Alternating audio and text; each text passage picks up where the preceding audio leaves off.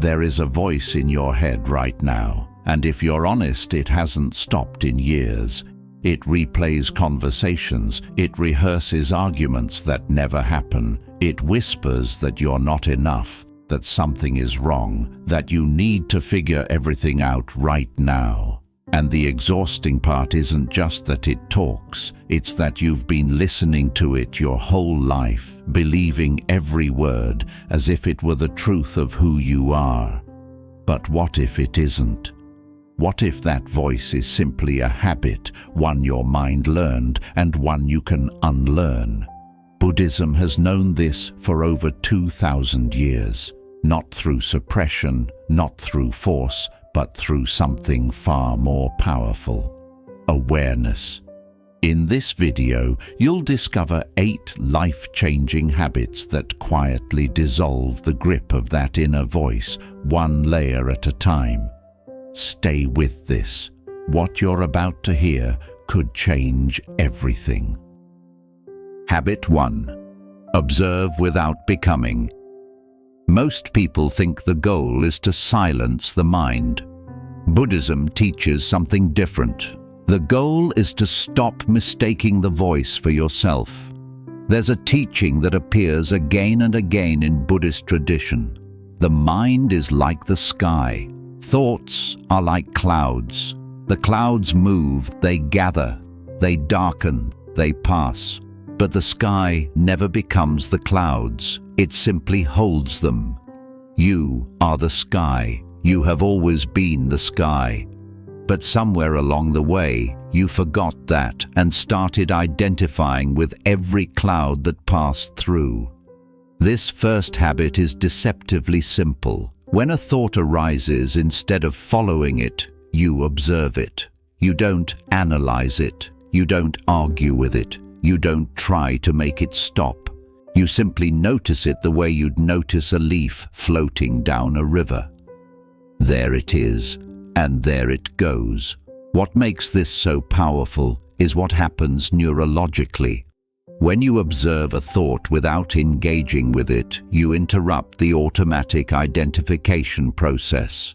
You create a gap, and in that gap, something extraordinary lives. Choice, presence, quiet. In Zen Buddhism, this is sometimes called witnessing. You become the witness of your mind rather than its prisoner. And this shift, subtle as it sounds, is one of the most profound things a human being can do. Start small. Today, just once. When that inner voice starts running, pause. Don't try to stop it. Just watch it the way you'd watch clouds from a window. You're inside, the weather is outside. Let it be outside. The voice will still speak, but you'll no longer be the one it speaks as. You'll be the one it speaks to. And that distance, that single breath of space between you and the noise, is where your freedom begins. Habit 2. Return to the breath, again and again. Buddhism doesn't ask you to empty your mind. That's a Western misunderstanding of what meditation actually is. What Buddhism asks is far gentler and far more practical. Come back. The breath is always here. Right now, as you listen to this, your breath is happening without effort, without thought, without the voice's permission. It doesn't need to be analyzed. It doesn't need to be fixed. It just is. And that makes it the most powerful anchor available to you. Here's what actually happens when the inner voice takes over. You leave the present moment. You travel mentally to yesterday's regret or tomorrow's worry. The body stays here, but you disappear into a story. The breath brings you back. Not because it's magical, but because it's real, and it's now. The Buddhist monk Thich Nhat Hanh speaks of breathing as a homecoming. Each breath is a return to yourself. Each exhale releases a little of the story you were carrying. The habit isn't to meditate for an hour every morning, though that's beautiful if you do. The habit is to return to your breath throughout the day. When the voice starts judging a conversation from this morning, breathe. When the anxiety about next week starts building, breathe. Not as a technique to escape, but as a reminder of where you actually are. You are here. The breath confirms it.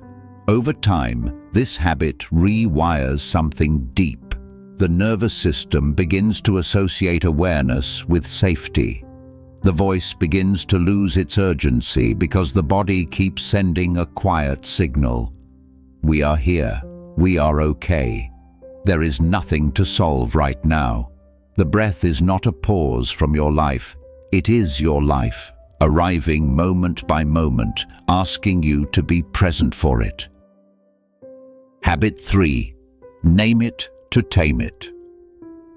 There is an ancient Buddhist practice called noting, and modern neuroscience has now confirmed what Buddhist monks discovered thousands of years ago. When you name what you're experiencing, you change your relationship to it. It works like this. The voice starts running. Maybe it's worrying about something you said. Maybe it's spinning a story about what someone thinks of you. Instead of getting pulled into the content of the thought, you simply name what type of thought it is. Worrying, judging, remembering, fantasizing. What happens in the brain when you do this is remarkable. The labeling activates the prefrontal cortex, the part of you that observes and reasons, and it quiets the amygdala, the part that reacts and fears. In simple terms, naming a thought moves you from being inside it to being above it. You stop being the worrier and become the one who notices worrying is happening. This is subtle but life-changing, because the voice's power doesn't come from its content. It comes from your identification with it. The moment you label it, you've created distance. You've said without words, this is something happening in me. It is not me. Buddhism teaches that suffering comes from clinging. We cling to thoughts by believing them, by feeding them attention. Naming interrupts the clinging without forcing anything. You don't need to journal. You don't need to analyze. Just a quiet internal whisper. Worrying again, planning again, judging again. Said with kindness, not frustration, because you're not fighting the voice. You're gently, wisely stepping out of its way. Habit 4. Embrace impermanence as a daily practice. The voice in your head is terrified of impermanence. It holds on. It replays. It tries to control outcomes that haven't happened yet. And underneath all that noise is one core fear. That things will change. That things will end. That what you love will disappear. Buddhism places impermanence at the heart of everything, not as a dark teaching, but as a liberating one. The Pali word is anicca. Everything arises, everything passes, without exception. When you truly absorb this, something loosens inside you. The argument you're replaying from 3 days ago, it's already gone. It exists only in the voice, not in reality. The anxiety about something that might happen next month. That moment doesn't exist yet. The voice is living in a world made entirely of memory and imagination, and pulling you out of the only moment that is real, this one. The habit is this. Once a day, preferably in a quiet moment, look at something around you and remind yourself gently that it is temporary. A cup of tea cooling, light shifting on a wall, the sound of wind, and let that truth land softly, not with sadness, but with tenderness. Because impermanence doesn't only mean loss, it also means that the anxiety you're feeling right now will pass. The mental noise that feels permanent, that feels like it has always been this way and always will be, is itself impermanent. It arose. It will pass. The voice fights impermanence because it thinks permanence is safety. But real peace comes from the opposite, from learning to rest inside the flow of things rather than clinging to the banks. When the voice tells you that something is a permanent problem, a permanent flaw, a permanent threat, you can meet it with one quiet truth. This too will pass, not as a dismissal of your experience, but as a reminder of reality. Nothing stays, not the good, not the hard, not the noise. All of it moves, and you are the stillness it moves through. Habit 5. Practice compassionate silence. Here's something most people never consider.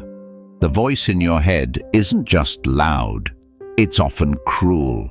It says things to you that you would never say to someone you love. It calls you stupid for that mistake. It tells you that you're falling behind, that you're too much, that you're not enough. It delivers this commentary in your own voice, which makes it feel true, which makes it feel like you. Buddhism responds to this not with suppression, but with metta, loving kindness, the practice of directing warmth toward yourself the same way you would toward a dear friend. The habit here is to interrupt the inner critic, not with argument, but with compassion. When the voice turns harsh, you don't fight it, you don't try to prove it wrong, you simply bring in a softer presence, the way a wise elder might place a hand on your shoulder. You're doing the best you can. You're human. This is hard. You don't have to be perfect to deserve peace. This isn't toxic positivity. It's not pretending everything is fine. It's choosing not to add suffering on top of suffering. Buddhist teacher Pema Chodron speaks of meeting yourself where you are, with gentleness, the way you'd meet a frightened child, because that voice, underneath all its noise, is often afraid. And fear doesn't dissolve through criticism, it dissolves through warmth. Try this once today. When the voice turns against you, pause, place a hand on your chest if it helps, and silently offer yourself the same words you'd offer a struggling friend. It's okay. You're okay. I'm here. The silence that follows isn't emptiness. It's the sound of the war inside you finally pausing. And in that pause, you remember that you were never your own enemy. Habit 6. Let the body lead you home.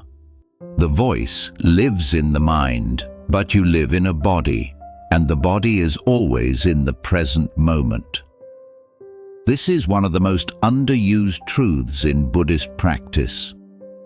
When the mind is lost in noise, the body is the fastest path back. Buddhist traditions have long used body-based practices, walking meditation, mindful eating, the simple act of feeling your feet on the ground, not as physical exercise, but as a portal back to presence. Because the body doesn't know about yesterday, it doesn't worry about tomorrow. It exists only here, only now, carrying you forward one breath, one heartbeat, one step at a time. The habit is to choose one daily activity, one you do automatically, and make it fully physical. Washing the dishes, walking to another room, drinking your morning coffee. And instead of letting the voice narrate it, you feel it. The temperature of the water, the weight of the cup, the sensation of your feet meeting the floor. This sounds too simple to be life-changing, but the simplicity is exactly the point. The voice thrives when you're on autopilot, because autopilot means the mind is free to wander. When you bring full sensory attention to a simple act, you close the door on the wandering. Not forcefully, naturally, because you're here, and here doesn't have room for the noise. Over time, this habit teaches your nervous system that presence is safe, that you don't need to be 3 steps ahead to be okay, that this moment, the one happening in your body right now, is enough. The voice will try to pull you away. Let the body gently call you back. It's been waiting, quietly and patiently, for you to arrive. Habit 7. Sit with stillness every single day. There is a difference between quiet and stillness. Quiet is the absence of sound. Stillness is something you carry inside, something that exists even when the world around you is loud, even when the voice is speaking. And Buddhism teaches that stillness isn't something you create, it's something you uncover. It was always there, underneath the commentary, underneath the planning, underneath the fear. A deep, wordless presence that has been with you your entire life. You just couldn't hear it because the voice was always louder. This habit is about giving that stillness a daily meeting point, not a perfect meditation session, not an hour of silence in a monastery, just a few minutes every day where you sit and do nothing except be. No phone, no input, no solving. Just you and whatever is here. At first, the voice will get louder. This is normal. It isn't used to being ignored. It will try harder. It will tell you this is boring, that you're wasting time, that you should be doing something productive. Let it say all of that. You don't have to respond, just stay. Because something happens when you consistently choose to sit in stillness. The voice begins to understand that its urgency won't move you. And slowly, the way a child stops throwing a tantrum when they realize it isn't working, the noise begins to settle. Buddhist teacher Ajahn Chah described the mind as a glass of muddy water. If you keep shaking it, the mud stays suspended and you can't see through it. But if you set it down and leave it still, the mud slowly sinks and the water becomes clear. Stillness is how you set the glass down. What you'll find underneath once the mud settles will surprise you. Not emptiness, not boredom, but a quiet fullness. A sense of presence that doesn't need anything added to it. A knowing that doesn't come in words. This is what monks spend years uncovering. But you don't need years. You need consistency. 5 minutes of genuine stillness every day will do more for your inner peace than hours of distracted activity. Because you're not adding something to your life. You're returning to the part of yourself that the noise covered up. Start tomorrow morning, before the phone, before the news, before the day takes over. Sit somewhere comfortable. Close your eyes or soften your gaze and simply be here for 5 minutes without agenda. When the voice speaks, let it. When it quiets, notice the space that remains. That space is not nothing. That space is you, the real you, the one that was never loud, the one that never needed to prove anything, the one that has been quietly holding everything together while the voice took all the credit. Stillness is not a technique. It is a homecoming, and the more often you return, the shorter the journey back feels, until one day you realize you never really had to leave. Habit 8. Redefine your relationship with thought forever. Everything in this video has been leading here. Because you can practice all 7 habits and still miss the deepest shift unless you understand this one thing. It's not about managing your thoughts. It's about changing what you believe thoughts are. Most people treat thoughts like announcements, like official communications from headquarters. When the voice says you're failing, that feels like news. When it says people don't like you, that feels like information. When it says something terrible might happen, that feels like a warning you'd better take seriously. But Buddhism offers a completely different understanding. A thought is not a fact. It is not a message from a higher authority. It is simply an event in the mind, a mental formation arising from causes and conditions, carrying no inherent truth, no inherent importance, no inherent power over you, unless you grant it that power.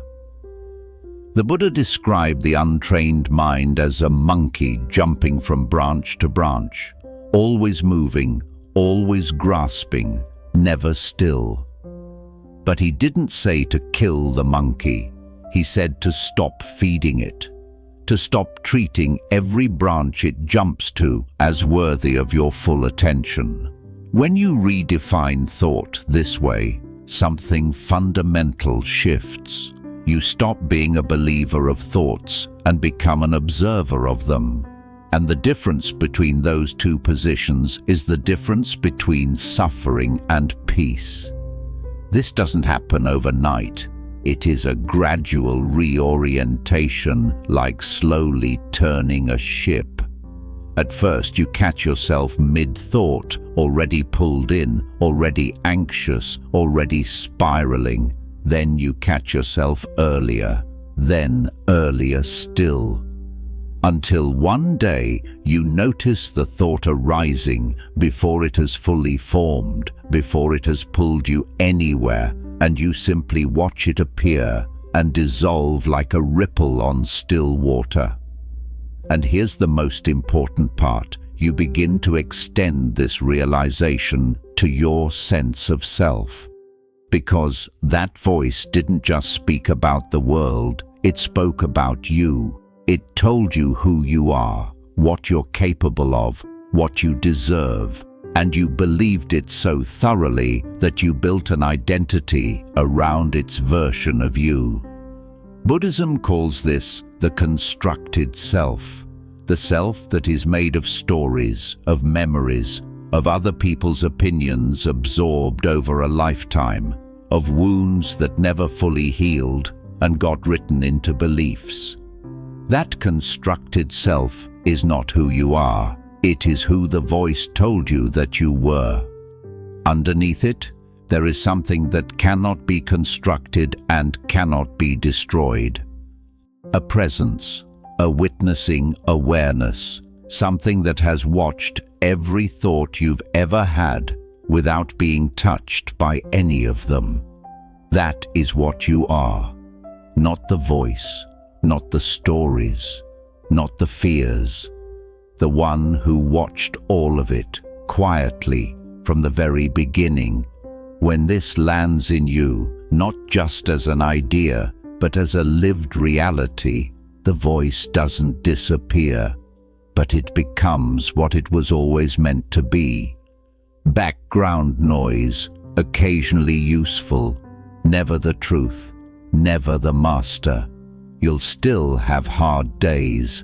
The voice will still rise, but you'll know something now that changes everything. You are not what's speaking. You are what's listening, and what's listening has always been at peace. The 8 habits in this video aren't steps to a perfect mind. They're gentle reminders of something you already are. Peace isn't a destination you're trying to reach. It's the ground you're standing on when you stop running from the noise. You don't have to silence the voice. You just have to stop believing it's you. Start with one habit. Practice it today. and come back to this whenever the noise gets loud. If this reached something in you, subscribe. There's more here for anyone ready to come home to themselves. The silence is already waiting.